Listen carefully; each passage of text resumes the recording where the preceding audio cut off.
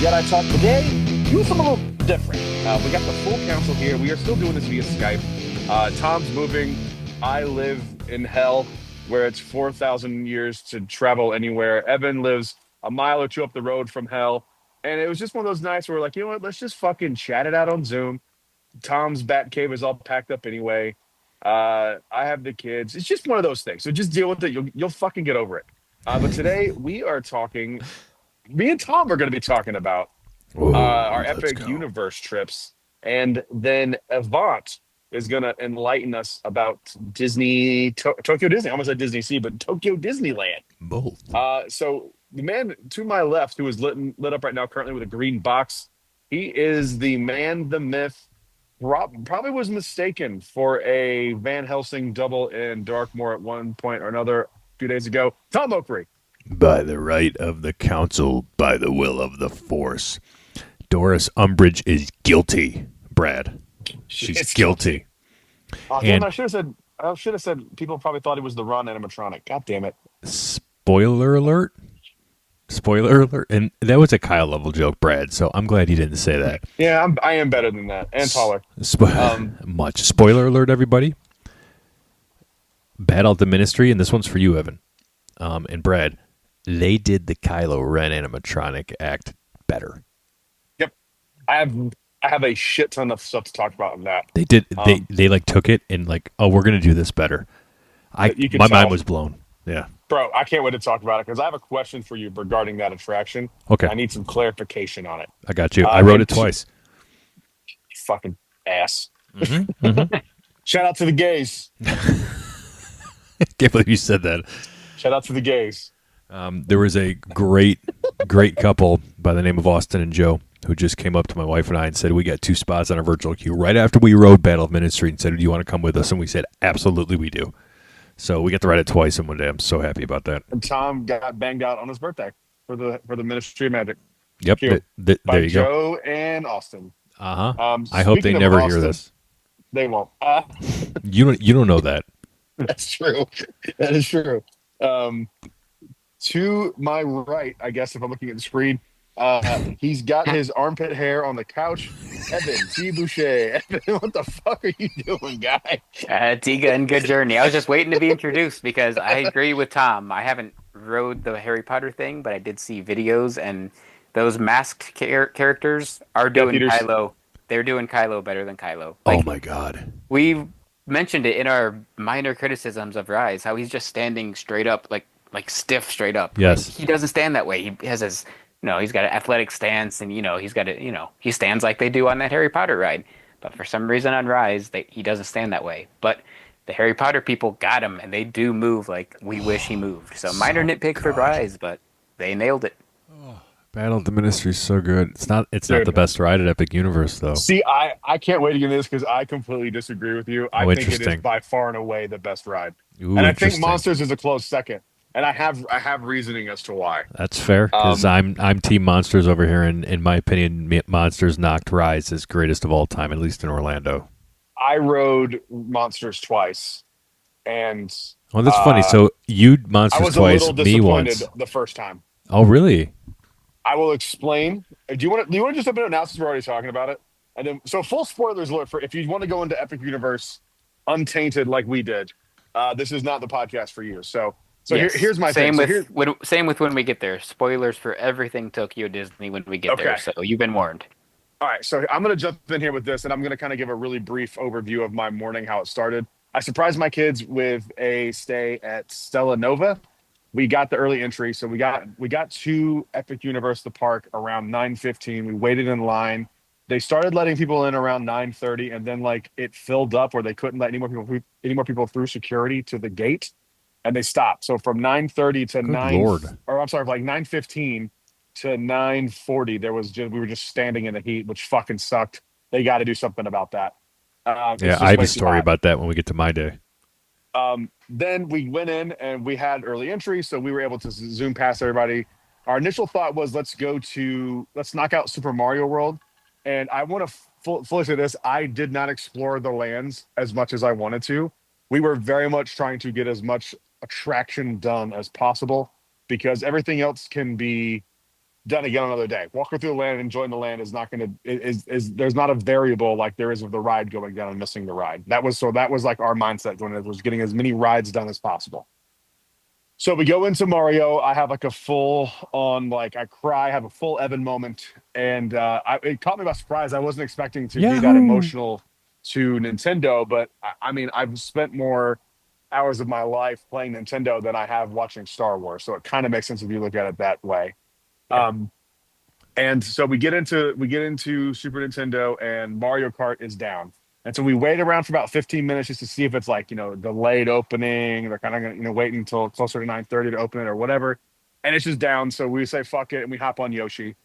We go to Yoshi, we go check out Donkey Kong. I got my Donkey Kong mug, That was so and delicious. That was so good. oh, it was great. Did you keep the spoon? Yes, I did. I did too. I kept the spoon too. I did, yeah.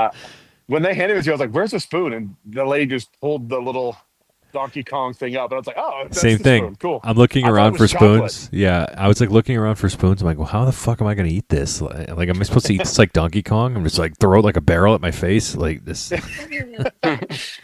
It was delicious. If you don't know what it is, it's like basically Dole Whip pineapple, and then Fanta pineapple at the bottom, and like some caramel popcorn, and like some Hold other on. bits in there. It That was was delicious.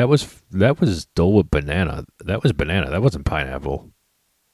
Oh yeah, I'm sorry. Yeah, Yeah, Dole Whip banana, which Jesus Christ is my favorite flavor. You think I I would know. remember that? Yeah, Brad, you Um, having a stroke? I'll Yeah, a dial little bit. I'm 911. getting excited. I'm getting excited to talk about Epic Universe. All So right. we went back out. We're like, let's ride Mario Kart now.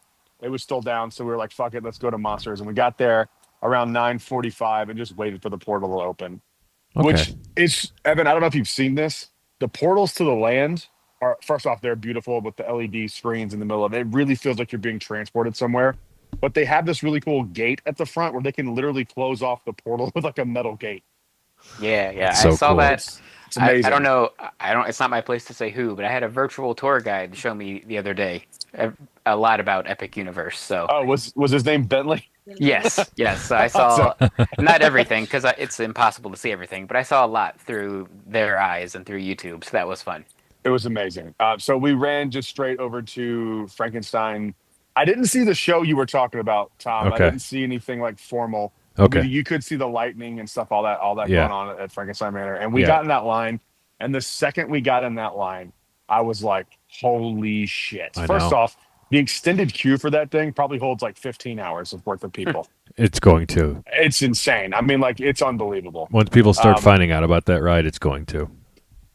It you feel like you're walking through a house. They've most places just kind of are themed to a house. This felt like you were walking through someone's house, and like you go behind like a secret bookshelf at one point, and it gets even like way creepier. So I'm not going to spoil too much of the queue. The queue's one of the fucking coolest things of all time. If you are epileptic, stay away from this queue because you will fucking have a seizure in about I 30 know. seconds with all the blue strobe lights that are going off in that queue. But anyway, so we get on the ride, and I just the whole Hold time on, I'm hold sitting on. I there. want to say one of the coolest things about that queue. I don't care if I spoil something here. I mean, we said we were going to, but We're going spoil free, so the whatever you want to do. the Frankenstein X-ray in the queue from top to bottom. How Oh, insane I is forgot that? about that. How I insane forgot is about that. that? Yeah, that was amazing. The first time that we got on Monsters Unchanged, it broke down when we were right there. So Oh, I cool. got very intimate with Frankenstein's monster there. You know, I saw his shoulder bone quite often. It's a little cracked. He might want to get that checked out. I hope it's covered by his HMO. But yeah, the first time we were waiting in line for monsters, and we got kicked. Well, not kicked out. We left the first time, but because that ride comes up and down quite often. Makes sense when you see all the moving parts. Really. So yeah, you But, said you got on the ride. So we get on the ride. First off, the pre-show with see this. I feel like Universal had like a personal vendetta against Disney when making this park As because they should. the Victoria Frankenstein animatronic Oh yeah, used a one of the animated faces, and I'm watching it. And you guys, we're theme park dorks. I'm It's watching it. And I'm going like, why does this look really fucking good? it was Like, way why better does this than look crazy? like, And and what I then realized is they had it lit like her face was lit, yep, like it was an actual person's face, yep, and they were lighting the face instead of the way that like the Elsa animatronic is like a different color than the person's skin than the animatronic's like actual skin that you see on their neck. Like Yeah. it's two completely different colors. Not Yeah, like at Epcot, where it just Yeah. doesn't match the yes, projected yes. face. Yeah. Not only did Universal create almost a perfect, if not a perfect theme park, they've guess what?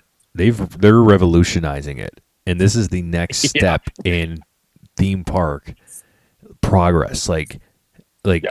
Disney is on just like the NFL draft that just passed. You are on the clock. Yeah. If they're not scared by this, they're delusional. Like Yeah, they, they are I delusional. know, So I know Josh Tomorrow is probably not strolling through Universal.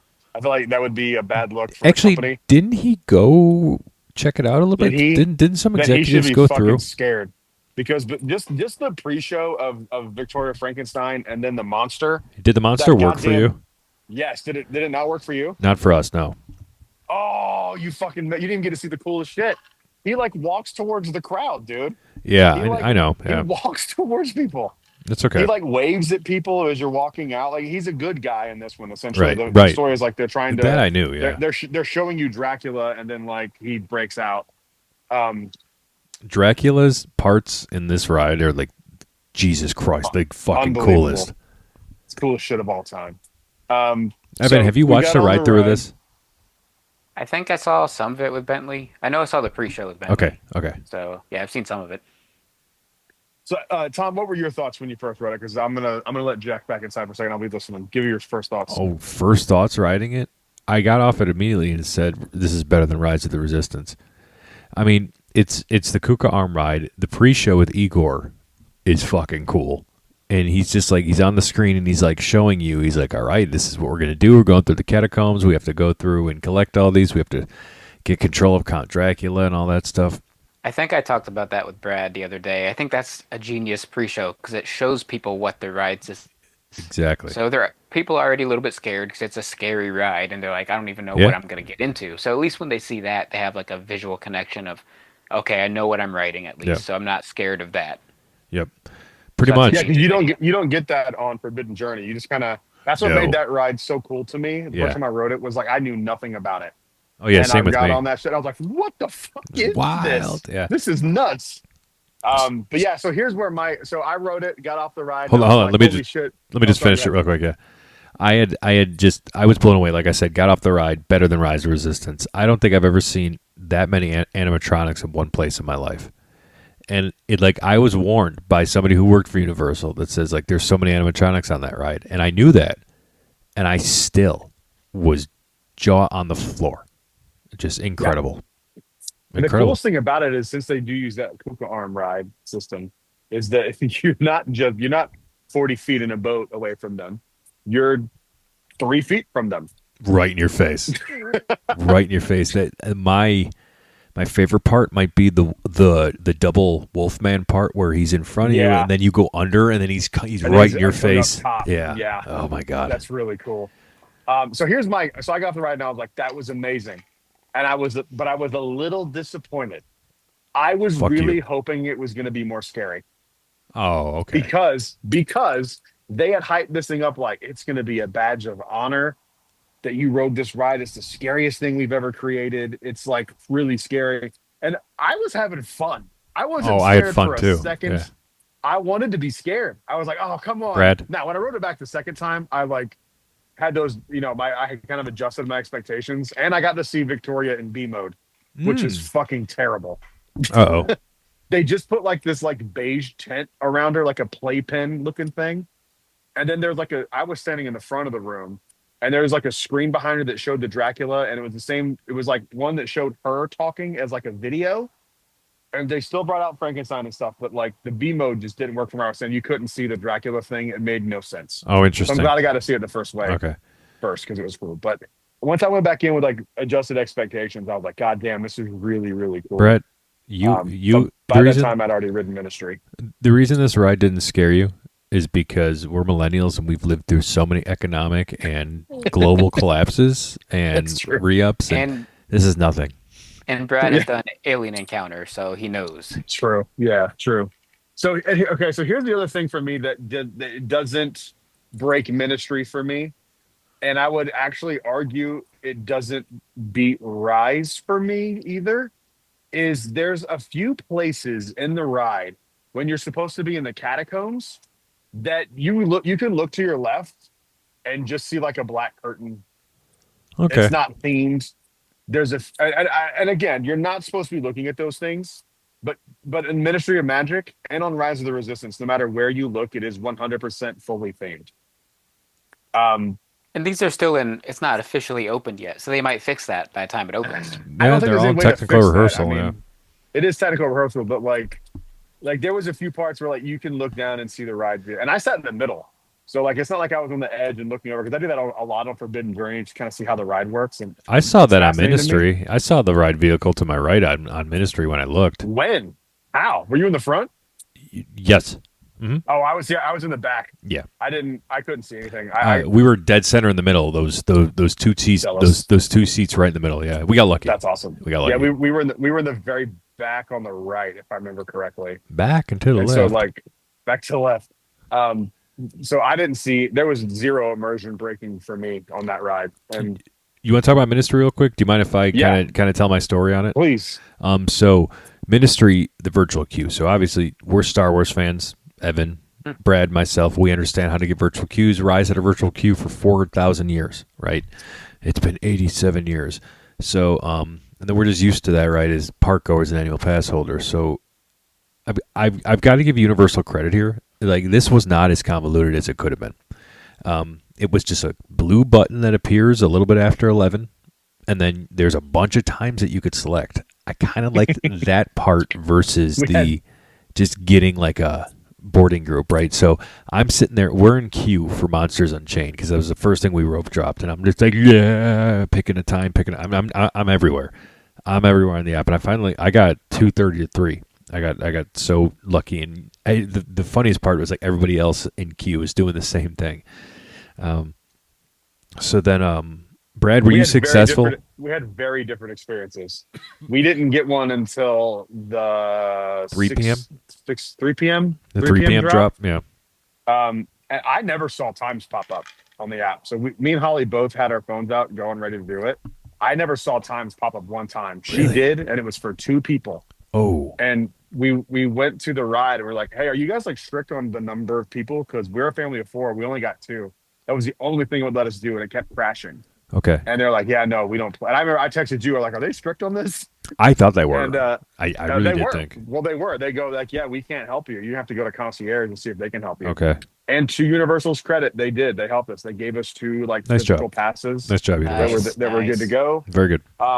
So that's how we were able to ride it. But like, if that didn't happen and we didn't go ask, I mean, like, we would have been fucked. Like, I never saw it. Like, people were like, you'll see times pop up. I didn't see fucking anything pop up. Yeah. So and again, we're not rookies at this shit. I know how to do these things. Yep, we do. And it just didn't fucking work for me.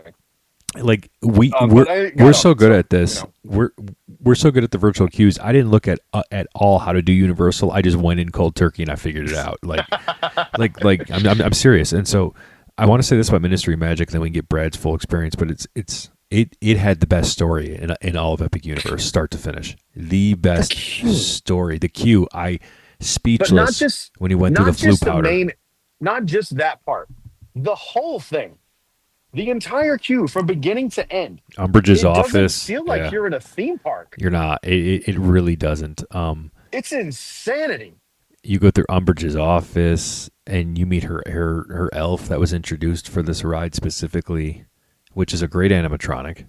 Yep. That when you first go through the flu powder, like I'm speechless thinking about it. Like. Yep. I can't believe that they made it look exactly like I've seen in that movie.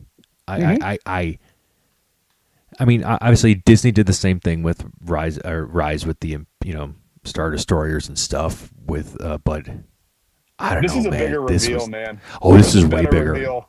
You think it's better?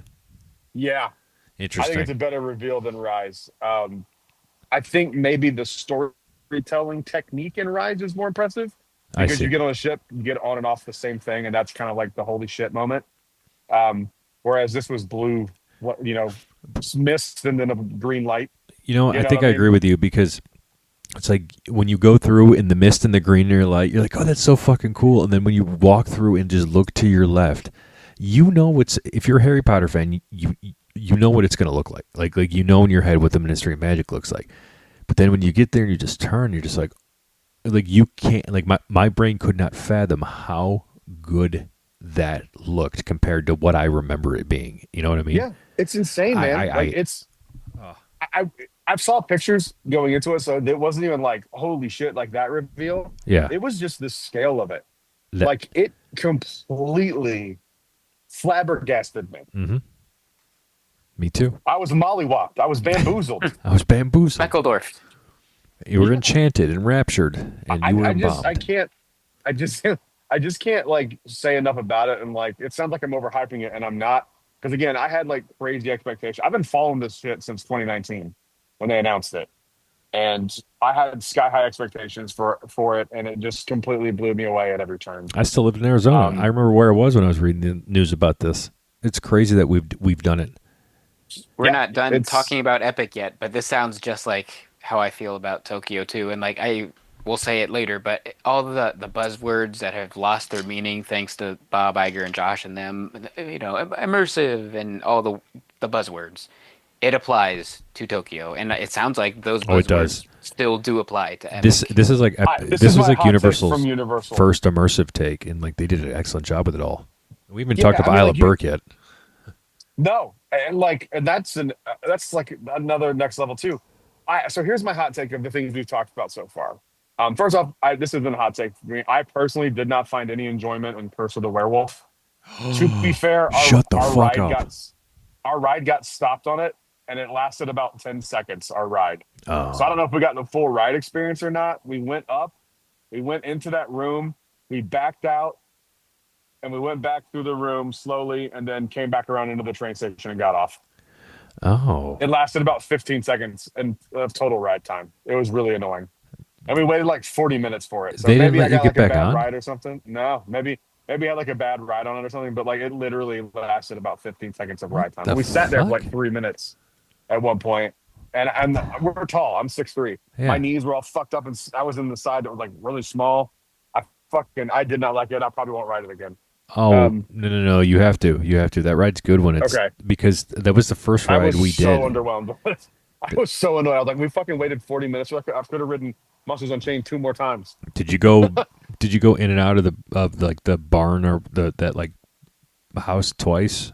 Did you go in and out of that twice? Once, and I saw the werewolf, and then the second time there were no effects or sound working. Yeah, that sucks.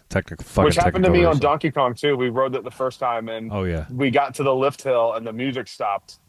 And on the first ride through, and we got back, I was like, "Is there supposed to be music on that ride?" And they go, "Was there none?" I was like, "No, it stopped at the lift hill." They're like, "Here, get off and then get right back on." So they let us get right back on. That's awesome. Which is cool. But yeah, Curse of the Werewolf was the first one I did, and because we got out of line for Monsters Unchained because it went down, and I got the full thing. It was fucking cool. I really think you should give that one another shot.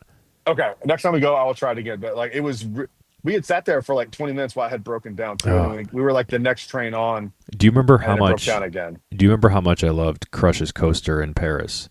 Yes. The ride vehicle reminds me a lot of Crush's coaster. So it's when you do it from start to finish, I promise you're gonna have a lot more fun on it when it works. Okay. Yeah. Okay. Cool. That was good. Here's my hot take. Okay.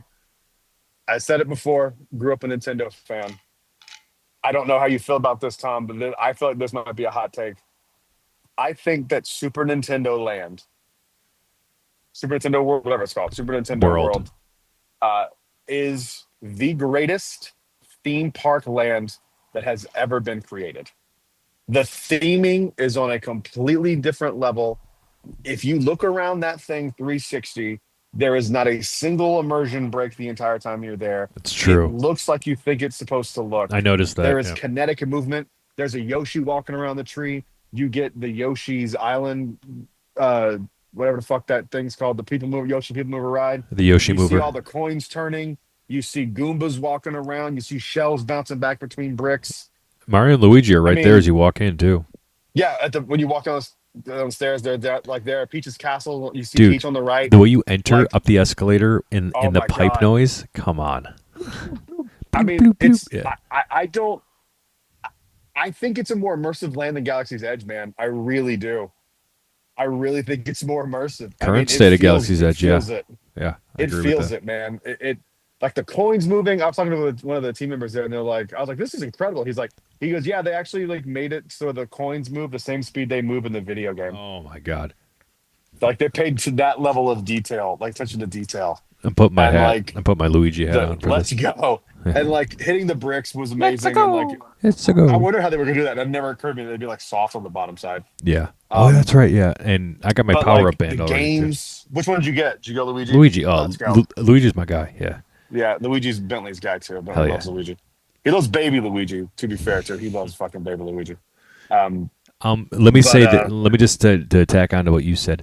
Um, Super Nintendo World was probably the most emotional I've got about a theme park land too. And it all goes back to the very first video game that I ever played was Mario. It's like the memories I have, and it's just like all the video games I've played up until now. Just Star Wars Outlaws, which I played yesterday or today, whenever the hell that was. It's just like thinking about all that, right? Going back into Yeah. the whole nostalgia hit. So I'm I'm with you. with you I on that. completely Like, understand. I don't know if Mario was the first game I ever played, but I have a distinct memory of my when I was a kid. When I was living in Alabama, still, my cousin's house burned down, and I remember it happening. I don't remember like I remember going and like walking through the rubble. Like I remember that part of it, Uh-huh. and I'm like 3 or 4.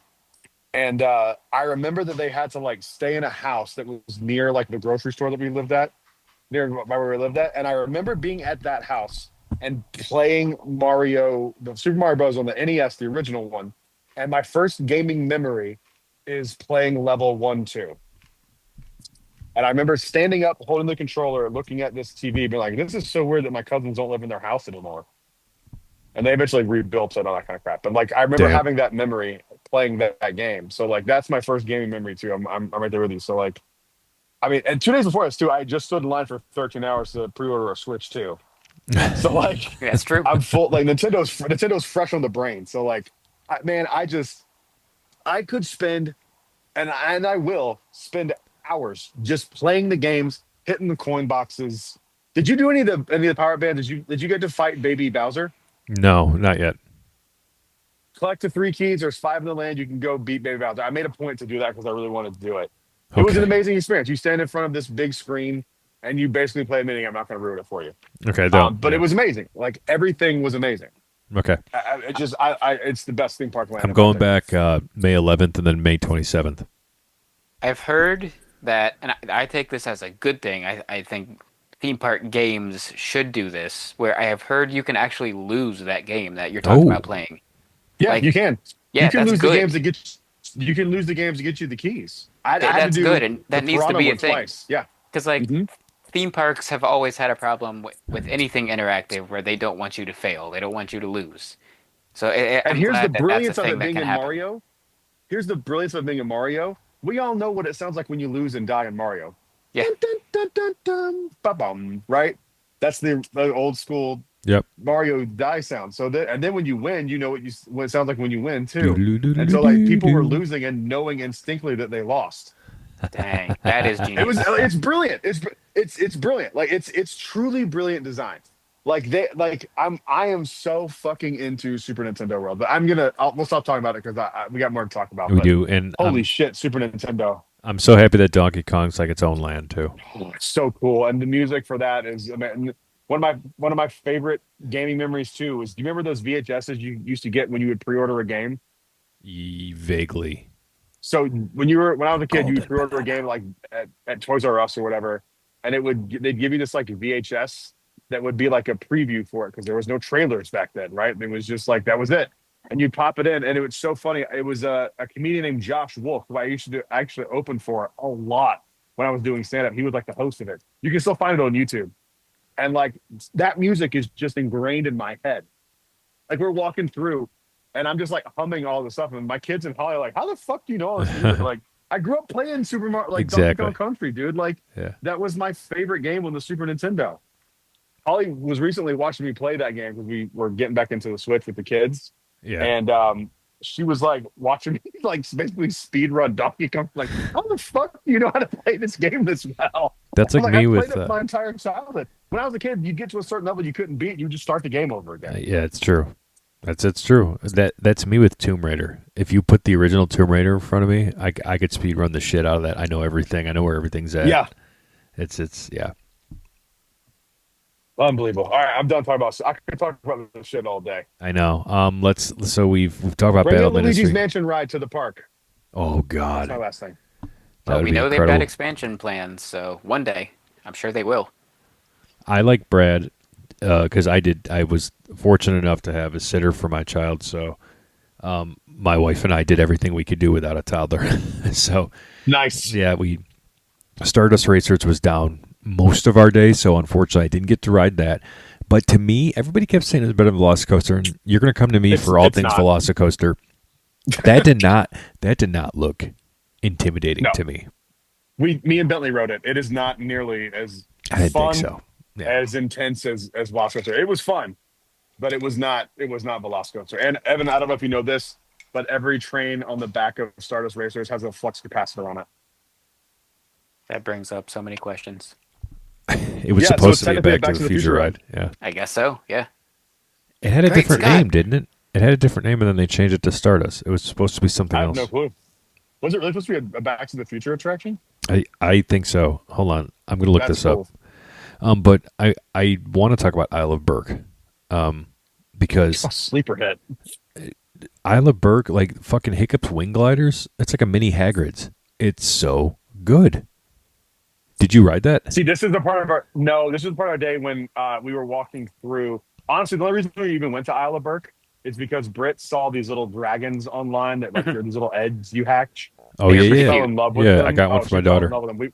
We bought two of them. Nice. Britt loves them. We have one named Frazzle and one named Trevor, and she loves these things. She's been not stopped holding them since we got home.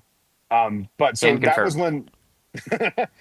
when that was when it started raining. So everything kind of went down for a little bit, and that's when we ended up leaving the park. And then we came back when it was still raining a little bit later. Okay. But so we didn't really get to do anything there. We didn't see any of the characters. We did like a lap of the land and walked out. I kind of just wanted to see it. I knew there was going to be stuff we didn't get to do this time. And for me, if I didn't get to do anything in Isle of Berk, I can live with that. Oh. I'll do it next time. Oh, you don't sleep on Isle of Berk, though, man. Oh, I'm not sleeping on it. It's just this is my lowest priority list of things to get to. I get it. I mean, we just went over there and we barely waited for Hiccup's wing gliders, and I was just so impressed with that ride. You don't expect it. You don't expect it. I don't even see like. Okay, we haven't talked about this. The theming of everything is 10 out of 10. Like when you're walking through that land, you kind of don't even know where the rides are. Right.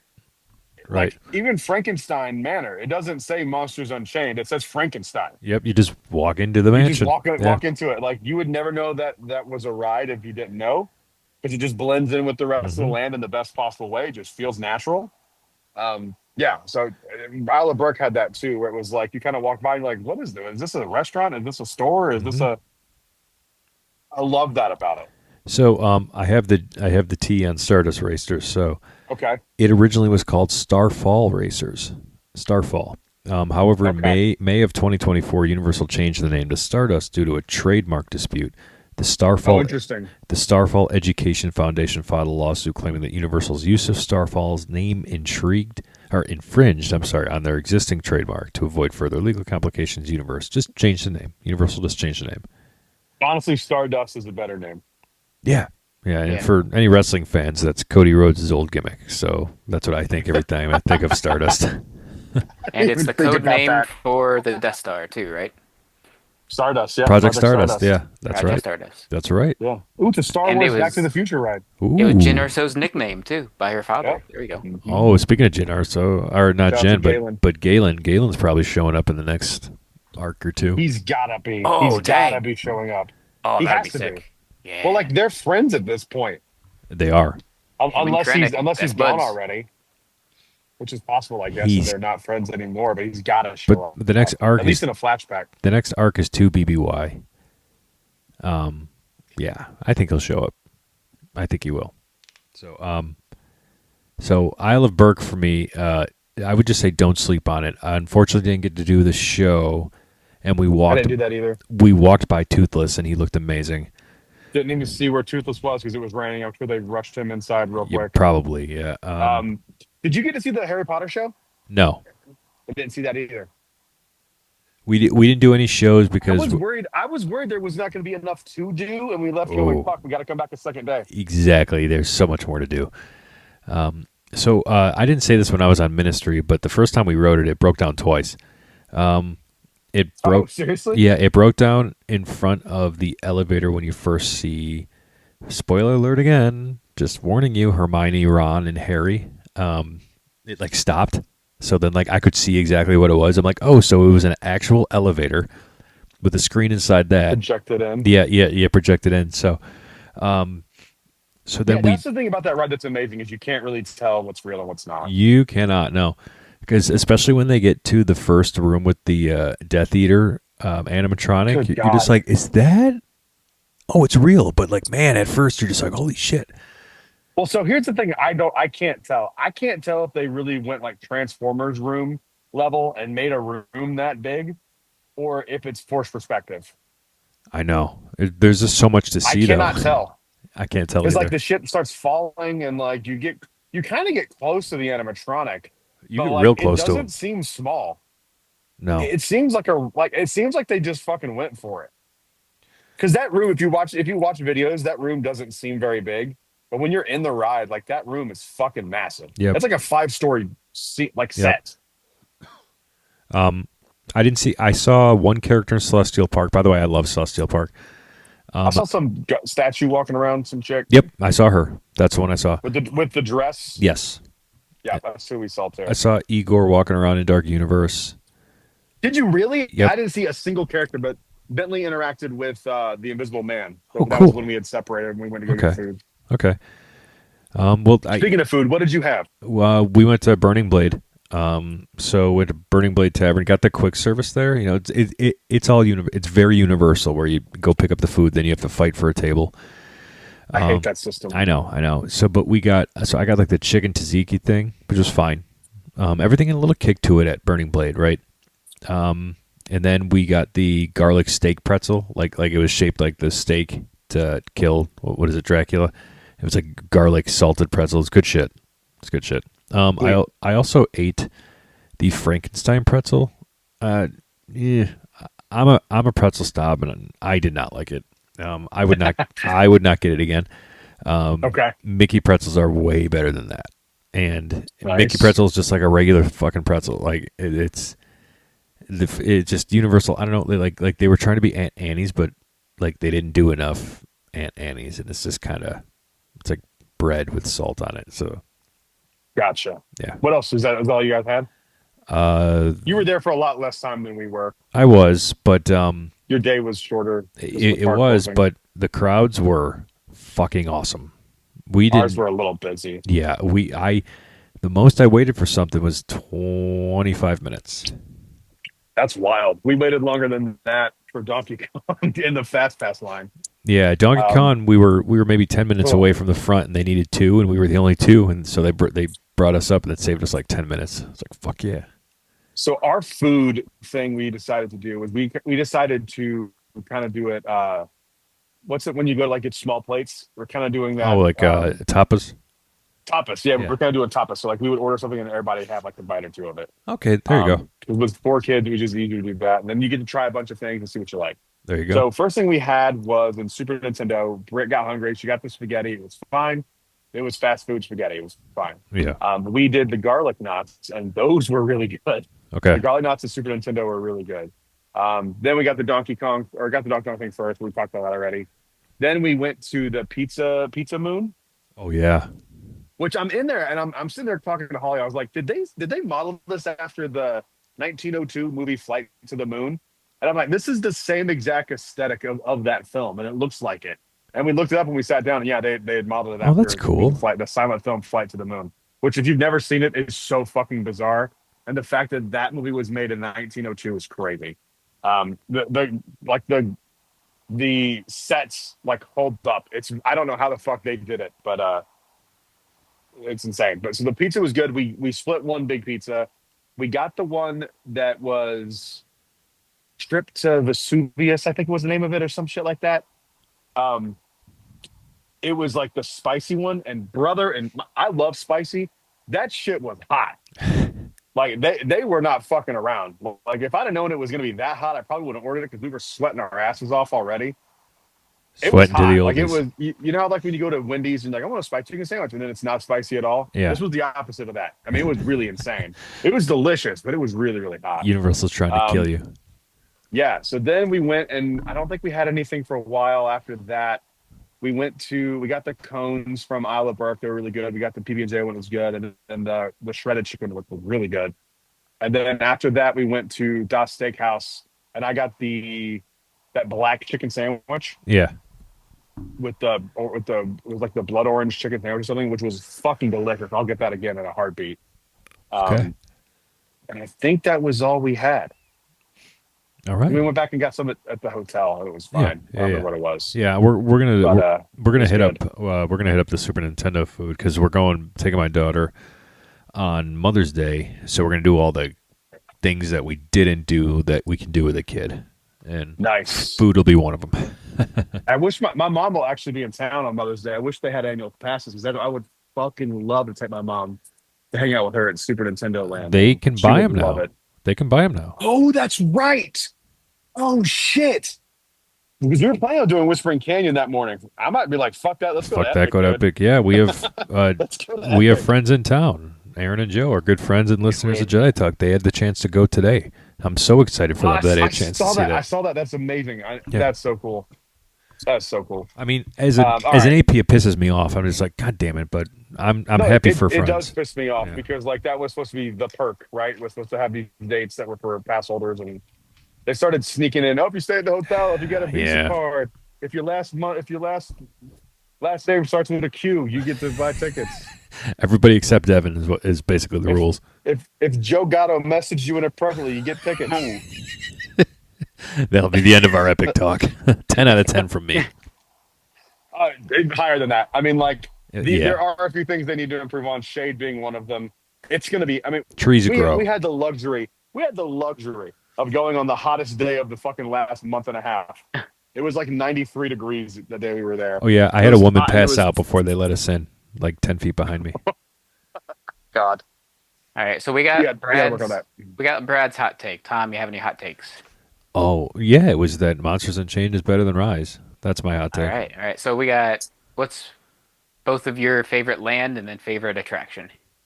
Super Mario for me, not even close. And then I got to go Ministry of Magic because it was. I know how theme park rides work. I don't know how the fuck they did that ride. So I'll say this, Evan, and I'm going to tell you what I like the most about all four of them because it's like your favorite pet. Minist- uh, Super Nintendo World made me the most emotional. It caught me in the feelings the most, and I feel most connected to that one.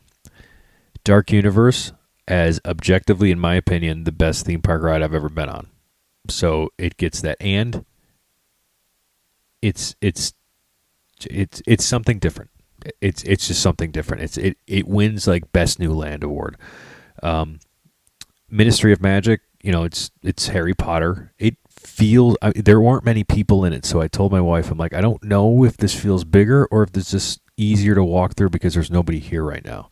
It's like I couldn't Well, I felt tell. that land was massive to me. It felt huge. Okay, but there was It also nobody didn't with us feel over very there. Harry Potter to me because it's just like Paris. Well, that's exactly it. It's current times Paris. It's like now, what entry into the Ministry of Magic, which takes us into current times. So, I get it though. And then It was beautiful. Don't get me wrong. yes, and then we go to Ministry of Magic, which had that ride had the best story, and then Isle of Berk. What can I say about Isle of Berk? It's just like the wins the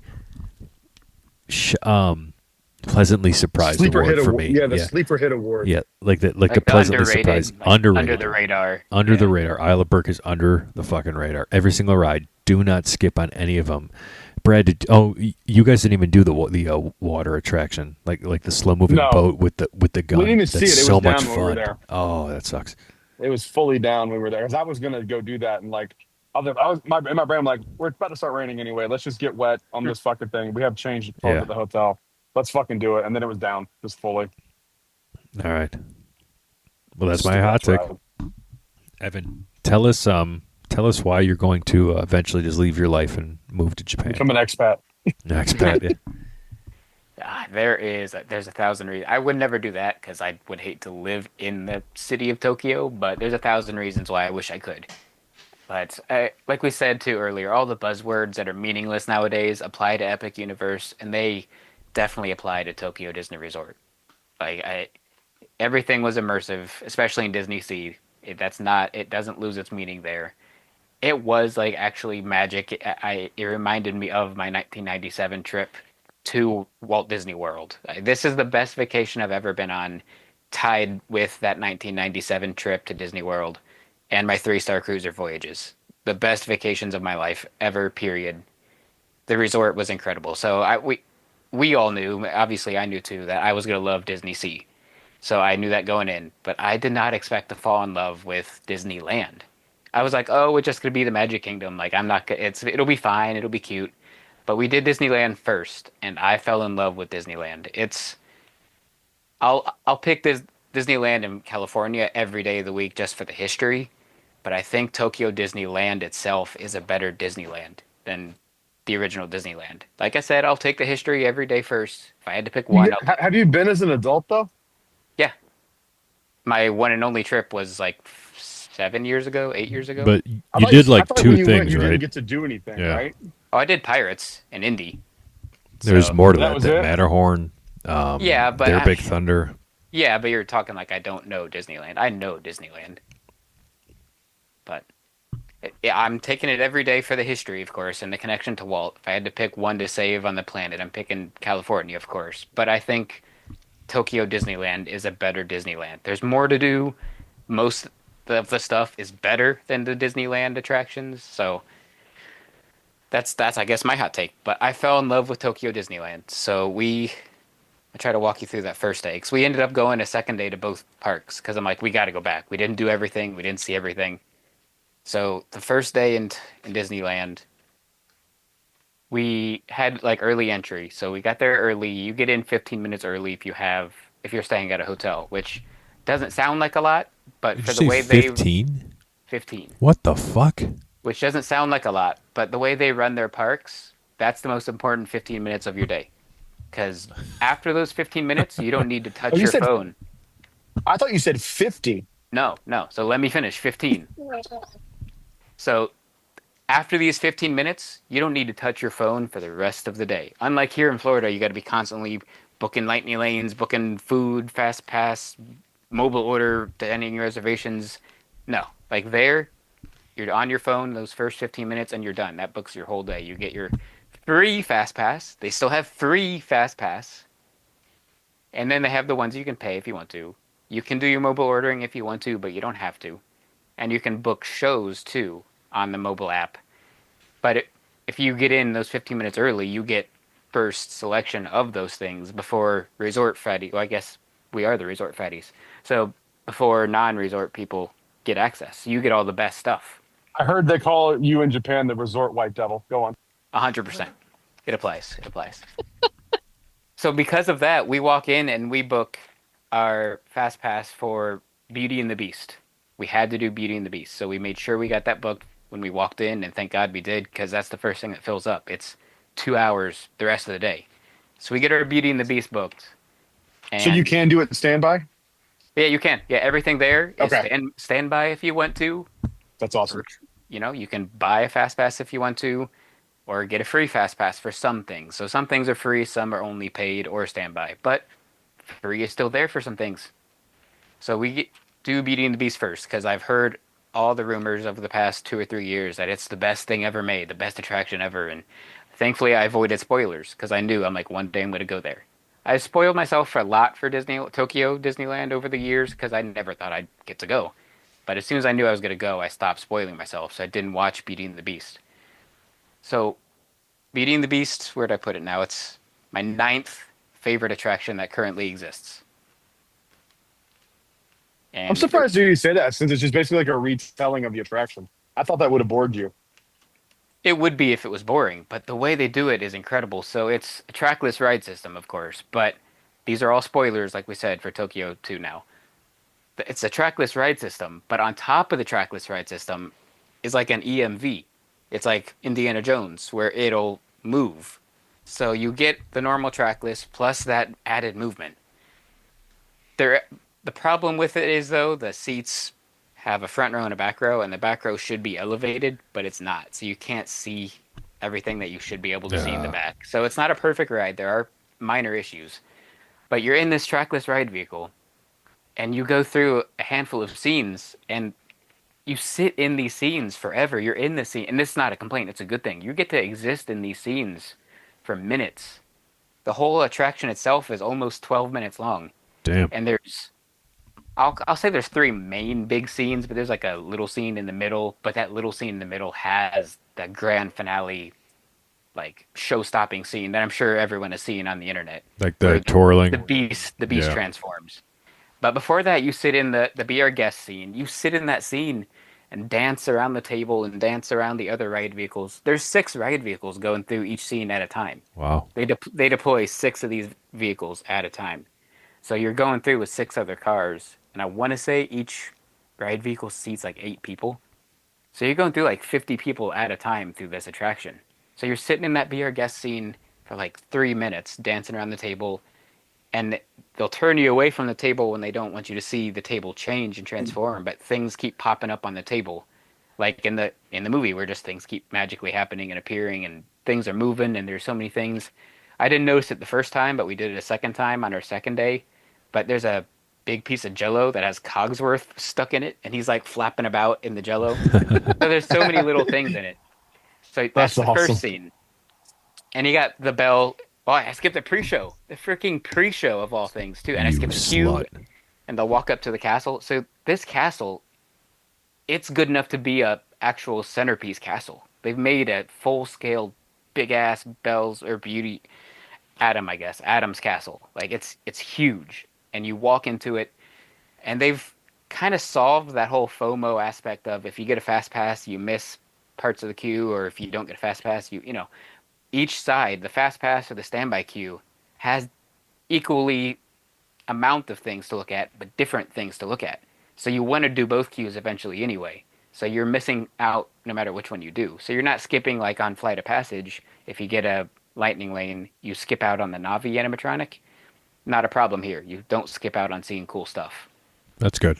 And it dumps you into this pre-show Actually, where that's one thing that Universal did too with the IOA with Epic. I that's so felt like smart. when we did go through DAS, it was like or the express lane rather.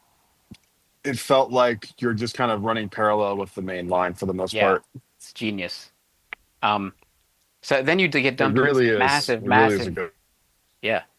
You get dumped in this massive pre-show room, which is like 25 feet tall. It's like a two-story pre-show room where there's two balconies. It's the main like entrance to Beast Castle that you see in the film with the staircase in the middle, the Right. two balconies on the side, and the Rose is on one balcony. Did we just lose Brad? I think we might have, yeah. He'll have to come back, so keep going. So the Rose is on one balcony to the right, and there's a stained glass window in the middle. That stained glass window like gives you the intro to the movie and to the story, just like the movie does, where it Right. tells you about the Enchantress and how the Beast was a dick and didn't help the Enchantress. So then the stained glass window is multi-layered. It's like a multi-plane camera type thing, where it changes and shows the story. And then a massive, massive Beast animatronic walks up, just like how like Frankenstein walks up. He walks up to this balcony, and he is huge. He's massive, and he's like kind of in the shadows, so you can't really see what's going on fully. And then the other balcony, that Belle walks in with the lantern that we all saw years ago on Instagram and stuff, where we thought, or at least me, I thought it was an animation. I thought this was some new animated short they were doing for Belle or something, but that was her animatronic. It's so realistic that it's a I'm so 3D. shocked that people thought it looked good. I thought that anime. I said it at the time. I thought that animatronic looked like shit. Oh no, it looks great. It looks I know like I'm the only 3D person that felt animation like coming to that. life. I thought it looked terrible. I thought it It looked looks terrible. even better in person. I remember saying it. I remember saying it then. I'm like, am I the only one that thinks this looks like shit? Everyone's like, yes, you are the only one. Who makes that look bad? You fucking. So it's like, so she walks out on that balcony to your left, and you still got the beast kind of hiding in that balcony to the right. And then she's speaking like, "Hello, is anybody there?" It's all in Japanese, of course. But then like the beast says something back to her, and then she says her line. It's still in Japanese, but if you've seen the movie and you're a fan like me and us, you know she's like, "Come into the light." Did the So beast roar in Japanese? well, yeah. So he steps forward into the light and gets fully lit and illuminated, and he is terrifying and huge, and he moves so real. And like she freaks out and gasps and like turns and runs away, and then he like gets a look of like his face is so emotive. It like changes from being horrifying and scary to like he's like, oh crap, I just scared her away. Like, and then he roars and turns and like swings his cape around and stomps off the balcony and leaves. That's the pre-show. That would be top five ride in what's left of the Orlando parks if it was here. Just that pre-show. What? Come on. A I, pre-show would be better. It would be in top five in yeah, something with like Rise, Slinky Dog, all that shit. it's better than Slinky Dog. Yeah. So the pre-show is that crazy, and then you get dumped into the ride. Like I said, you get I the don't think VR using guest. Slinky Dog was a good example. No, I Yeah, know. I'm sorry. I'm sorry. but you can't pick five better. Like Pirates Mansion, Rise. Oh, you're leaving out Cosmic Rewind, my buddy. Exactly. So then you go to the next scene, and it's they're out in the courtyard, and it's the something there song where they're like in the movie they're singing in their heads, where Belle and Beast are like, oh, something's going on, and that the other characters are like, maybe there's Something something there there that wasn't that there wasn't there before. before. And you're in this massive, it's like the size of a basketball courtyard. It's an indoor room, but it's themed to be outdoors. And there's like the fake snow on the ground, and there's Belle is there on one side of the room with her horse Philippe, and then the Beast is over on the other side of the room, and he's like got a bird on his hand, and he's like looking at the bird and moving around, and you're dancing and interweaving and bobbing and throughout the other ride vehicles that are in this room with you, spinning around, dancing and cutting in and out, seeing Belle sing, going back to Beast, and then Beast like when you're not looking raises his other arm from out of view, and there's like 20 animatronic birds on that arm, like in the scene. So you're in that room for like 3 minutes dancing, and they're singing. They sing like the full song, and then you cut to the next scene. You're in the castle again. You kind of see Belle in her famous yellow dress, and Beast like looking out over the balcony, like okay, they're falling in love. And then like the ride vehicles swing you around, and the castle is now under attack from Gaston and all of his like goons and whatnot. So then you go on to the famous scene here now, the Beast transformation scene. After still watching how it's done, and like I've seen it twice with my own eyes now, and I've watched people break down how it works, it still blows you away. It's like those old school effects when you see the Haunted Mansion and you know how the ballroom works, you're still like blown away every time. Same thing. I finally know how it works, but I could watch that scene 50 times. And the Beast transforms when he floats up and starts rotating and spinning, and then he drops back to the floor as a human man, as Adam, not the Beast, and it just blows you away. Even if you know how it works, it still blows you away. And behind you, the rose is on the wall, and it transforms. So you turn and you see the rose transform, and the petals like magically get put back on the rose, and the whole walls and scenes around you and windows are projection mapped. So now they're transforming from being the dark and gloomy, scary castle to the beautiful golden castle. So then you go into the ballroom scene where it's Belle in her yellow dress and the human Adam dancing in the middle of the ballroom. And then you and your other five ride vehicles start dancing around them and zigzagging in each other and spinning and dancing. And that's like a 3 minute scene where it's playing Tale as Old as Time. And I around the sides of the room, they have the human versions of the other characters in animatronic form. There's a Lumiere animatronic in human form. There's a Cogsworth human. There's a Mrs. Potts human, and they even have the Ottoman as the dog. They have the dog animatronic there. That scene just gets you emotionally. The whole ride's emotional, but that really gets you. So after All you right, I'm going to dance speed around, you up here because we can't do this for every attraction. I want to hear about C. I will get there. So it ends, and you're just emotional gut punch. You're just hit, and so that was my first impression of the Tokyo Disney Resort. I'm like, yep, I'm sold. This place is the goat. So we leave that. We go to Toontown. I'm probably skipping around some stuff, like we said, because we want to get to see. Toontown. Toontown was freaking awesome, dude. that was we could have spent 4 hours in Toontown, but we probably only spent an hour and a half maybe. But all Is the there any difference to the Roger Rabbit ride to the Disneyland one? yes, Jessica Rabbit is uncensored. Okay, but no story. Story's the same. No, it's identical except they haven't Okay, screwed her up yet. Okay, they So haven't put like a. They just gave her like Jessica Rabbit the didn't go woke yet. yeah, Dick Tracy and, well, jacket. and all the effects work. The dip machine is still spraying dip at you when you go by. Like it all works. I And don't that remember it ever doing that. exactly because Wild. it's been I don't like broken to get here. I don't like to get wet on rides. I'm fine with that Oh, not working. it doesn't spray you. Like it's spraying in a corner and then it turns to shoot you and it stops Oh spraying. yeah, when I rode that, it did that. It did that at Disneyland. Okay, cool. But Roger Rabbit was awesome. It was one of my I favorites. love that fucking ride. But just Toontown itself, all the little gags and Easter eggs and details, and that was wild. We could have spent half the day in Toontown. So we leave Toontown and we hit Pirates. Pirates is basically California's Pirates, missing one scene, but they still have the redhead, and they still have the guys that we once the redhead. They still have the pirates chasing the women on the turntables instead of the other way around, because pirates are bad people.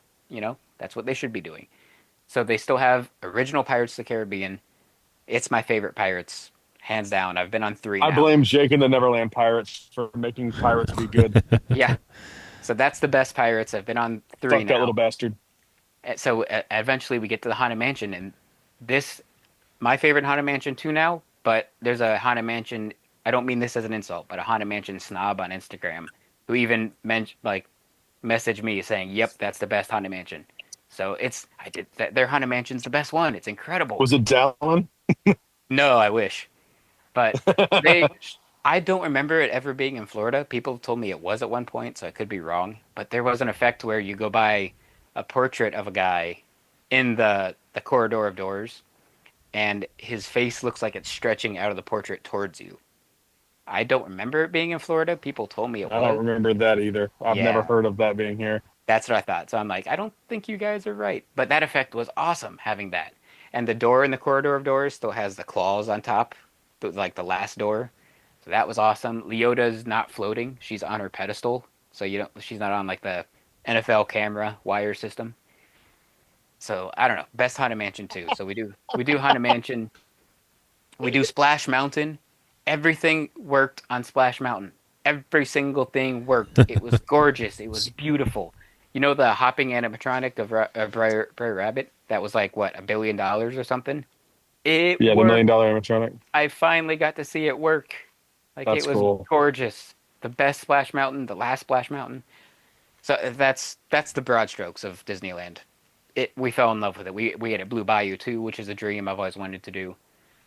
And it feels like it was just catered to me because we got lucky. We went when Donald Duck had taken over the whole park. So it's all decorated for Donald Duck. It's like his park. So I don't know. We fell in love with Disneyland. So that was like our introduction. I'm like, okay, if I love Disneyland this much, I think I'm okay. I think I'm gonna love Disney Sea. So we get to Disney Sea not the next day, a couple days later, and our plan was to rope drop Journey to the Center of the Earth. So before we even walk in, I'm already an emotional wreck because they do the classic Imagineering reveal style. So you come into the park, you scan your ticket or whatever, which is still a physical ticket, which is cool. I have a souvenir of a physical actual ticket. Didn't need a Magic Band, didn't have to spend $70 on a Magic Band Plus, didn't have to use my phone. Just get a ticket, just walk in. It's gorgeous. So you get in, they have their icon is the Earth water fountain. That thing is like 5 times bigger than I thought it was. So you walk in and there's that right in the entrance. But then the Maricosta Hotel is like the secondary entrance into the park. And that blocks your view of the grand reveal of Mount Prometheus and the SEA Fortress and the waterfront. So you go under the tunnel to that hotel and there's that giant reveal in front of you of the whole park. So you don't see it. It shrinks you down to that small scale and bam, you get that giant reveal, which Imagineering is great at. And I had lost it at this point. I'm already balling. So we're walking past all the amazing scenes. We get to Journey to the Center of the Earth. Because we rope dropped it, it was like 15, 20 minutes. Later in the day, it gets up to like 70 minutes, 90 minutes. But Journey to the Center of the Earth was freaking crazy. sadly had spoiled myself on it because I never thought I'd go, so I watched it on YouTube, but it doesn't do it justice. There's That multiple ride scenes. looks awesome. Yeah, it's not my favorite, and I don't think it's the best ever. I'm not disparaging it. It's top 2 or 3 for me, but people say it's the best ride of all time, and you can make a case for it. I won't argue it. For me, it's not, but you can make the case. So you go in, and there's so many awesome old school Imagineering scenes, even though it's from 2001, so it's not that old, but it just feels classic Imagineering. And Buddy Baker actually wrote the score for it. It was his last score he did before he passed away. So having him do that after him doing all the classics and the greats adds that emotional weight to it. So you do that. There's a scene where there's like an endless lake and it looks inside the volcano when you're under, in the center of the earth. And it just looks like it goes on and on forever. There's forced perspective, there's like lightning effects, and there's an actual physical lightning effect they do when your car passes it, where they have a lightning bolt strike right next to you. Kind of like on the Disneyland Railroad, that same type effect. So then you do that, and then you get to the big scene of the ride where that giant, big ass lava monster attacks you. And that thing is crazy. It's the biggest animatronic, functioning animatronic, sorry, Yeti, that I've ever seen in my life. It's 25 foot tall. It swings around at you, it roars, it rears up, it moves its arms. It's perfect. The way they maintain these things, it's 25 years old, and it still functions like day one. It's insane. So we get done with Journey to the Center of the Earth, and at this point, we're also planning our day at Fantasy Springs, because that's the brand new expansion they've got, where we wanted to do all of them, but Frozen was our like main goal. We had to do Frozen because Frozen's like Taylor's favorite thing. I like Frozen too, but Frozen is like Taylor's thing. Star Wars, Frozen, and Little Mermaid. That's Taylor. So we had to do Frozen, and I've also heard people make the case for it being the best ride ever made. So we get there, and then we go to eat at the Arendelle Royal Banquet Hall, which the food was just quick service food. It was fine, but you're dining inside the castle, Arendelle Castle. It's gorgeous. There's the cool. room, the Coronation Day room, where like Elsa steals the crown, takes the crown. So you eat in that room, and it's gorgeous, and they have so much seating in there. They planned for that place to be filled up, so they planned well. So then we did that, and our fast pass for Frozen wasn't yet, so we went back to Mysterious Island because I had to do 20K, 20,000 Leagues Under the Sea. So I was already crying seeing the Nautilus there, and this is also when we ran into our pals, Mike and Tony, so we saw them, and that was really cool. They got to see me, just an emotional wreck. So we do 20,000 Leagues Under the Sea, and sadly I had this spoiled too because I never thought I'd get to ride it, but it's awesome. Like the underwater but not really underwater effect is so well done. If you didn't know, you wouldn't know. I only know because I'm a nerd and, just too much of a nerd. But the bubbles in the glass pane in front of you are so well done that you would believe it's underwater if someone told you. And the way it's designed too is the bubbles are a big bubble where you like can lean out and you want to lean out because you feel like you're in this tiny sub and it makes you want to explore and like lean out into this bubble and see the world around you. But I didn't know that there was like a joystick under the bubble window and it controls a flashlight that you can move around the scenes and find and explore your own way and like find parts of the scene you didn't get to see. So we did 20,000 Leagues once here, but we did it countless times throughout the trip. So there's things we discovered each time that we didn't see the previous time because that flashlight little part of the ride. But there's little scenes, of course, and the animatronics of like, I guess they're Atlanteans, just not as the way we think of like humanoid Atlanteans. They look like aliens kind of. But there's a bunch of little animatronics of them, and the giant squid attack, of course, is crazy. Where like the tentacles close around the pod, the sub pod you're in, and then the sub pod discharges electricity to electrify the squid. And they have like LEDs and like strips of light built into the squid arms that you don't notice. But once your sub electrifies them, they light up and it looks like the squid is getting electrocuted. But that attraction, that was like 4 or 5 minutes too. I didn't know it was going to be that long. And it just, in a good way, feels longer because you're just exploring under the sea, kind of discovering things your own way. Did you say So 45 minutes? No, 4 to 5. Oh, 4 to 5. I wish it was 45. Good Lord. But it feels like it's like 10 in a good way. It feels really long. So I finally got to do 20K. So we jump, and I took 1,000 pictures and videos of this land here is called Mysterious Island. It's my favorite land in Disney, in the world, in Disney Sea, of course, but in the world. And this land has so much kinetic energy. Like you have the water, and it's multi-level too. That's what makes like Super Mario World a good world land is all the levels you have. There's people upstairs on balconies, on the ground, in the middle. It adds to the kinetic energy. So you have that in Mysterious Island too, where you have the waterway underneath you, because in the middle is like a lagoon, and they have the transit steamer line that goes through the whole park, but it runs through this waterway. So you have that going, then you have the Nautilus sitting outside, but you also have the 20,000 or the Journey to the Center of the Earth ride vehicles coming in and out of the mountain around you, above you. You have the volcano, Mount Prometheus, right next to you, erupting periodically. There's a drill, like a drilling machine they've made just for kinetic energy that is like strapped to the side of the mountain that occasionally will like drill into the mountain and the wheels turn and smoke comes out. So that land has so much kinetic energy. It makes it it makes it so good in my opinion. And obviously the IP I'm connected to it. I is why it's my favorite. But I just love Mysterious Island for all those reasons. And it's of course even better at night because of all the lighting they use. So we, for now at least, left Mysterious Island. We jumped back over to Disney Springs, Fantasy Springs, to do Frozen. Frozen, it's not the best in the world either, but it's you can make the case, and I'm not going to argue. For me, it's my what is it, seventh favorite ride on the planet at the moment. But it was incredible too. So it starts off, and I was really worried. It starts off like Epcot when you see the trolls, and the trolls still have projected faces, and I was like, oh no, they just took Epcot's and cloned it. I'm like, I'm going to be very disappointed and underwhelmed by this.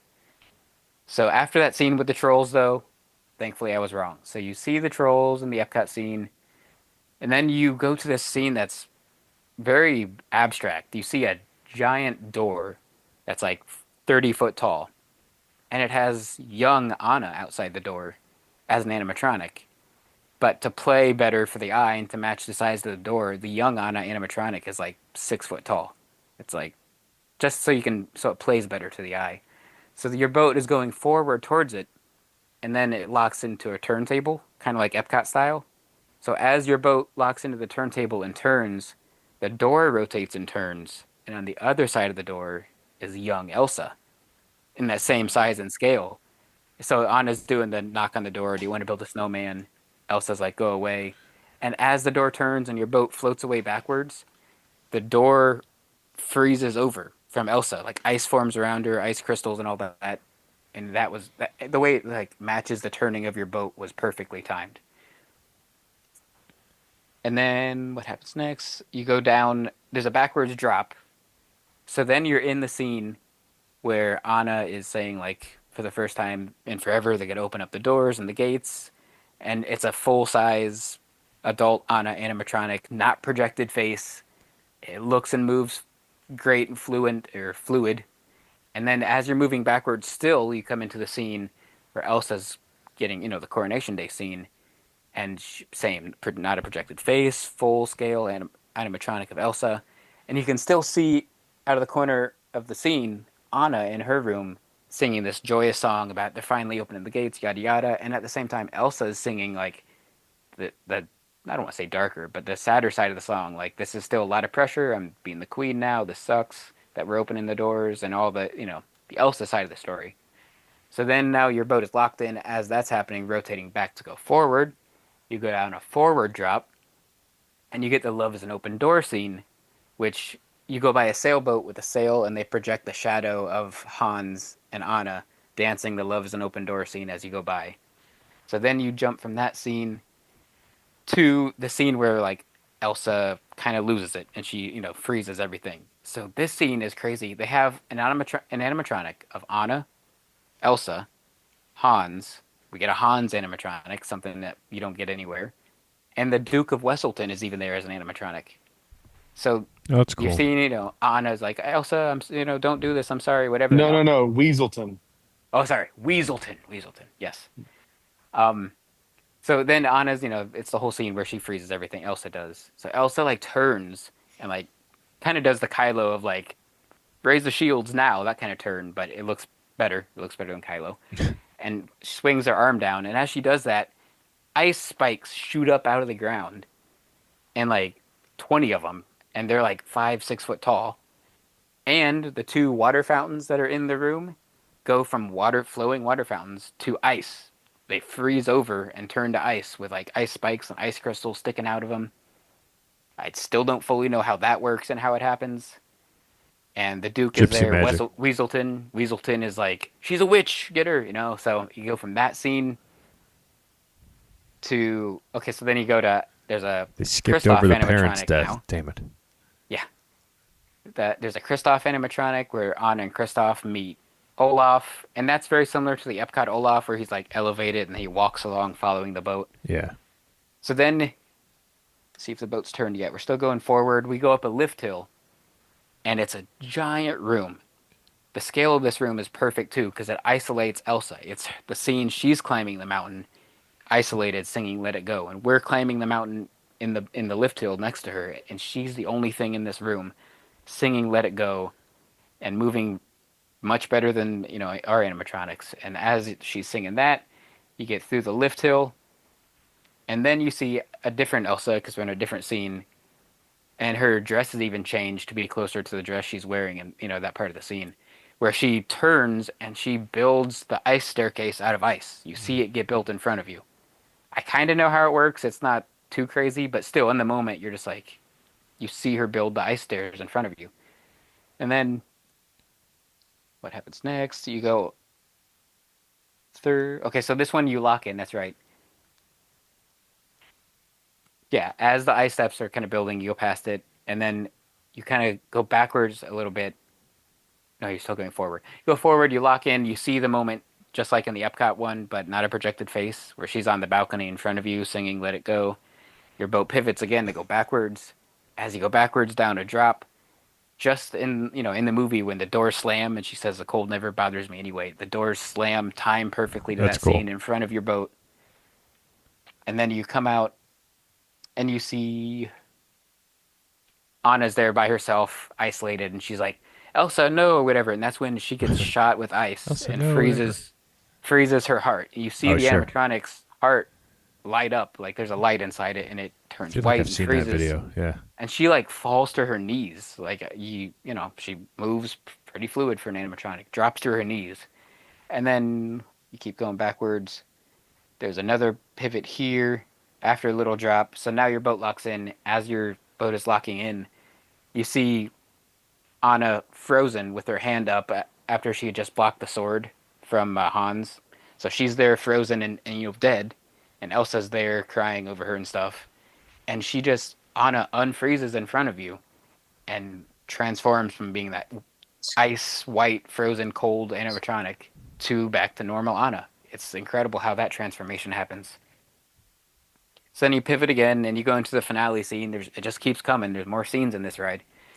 And then in the finale scene, you get Anna, Elsa, Kristoff, Sven, and just 5 unnamed characters in an animatronic form. People of Arendelle or something. Yeah, we didn't need them, but why not? Hey, you got to give us more animatronics. Give us more. So they throw in random animatronics in the finale scene, and then you get one last little hit of just Olaf's, just like kind of the Epcot Olaf, where he's like dancing in a little position. Yeah. But that blew me away. I came off of that. I didn't expect to cry on a Frozen ride because it's like I said, it's not my favorite thing, but it had me. It got me emotional. That was great, dude. It's just seeing that, and I was like, this is our introduction to Fantasy Springs. Like, I'm sold too. Thank you very much for listening from Jedi Talk, and happy opening day to Epic Universe Part 2, coming again soon.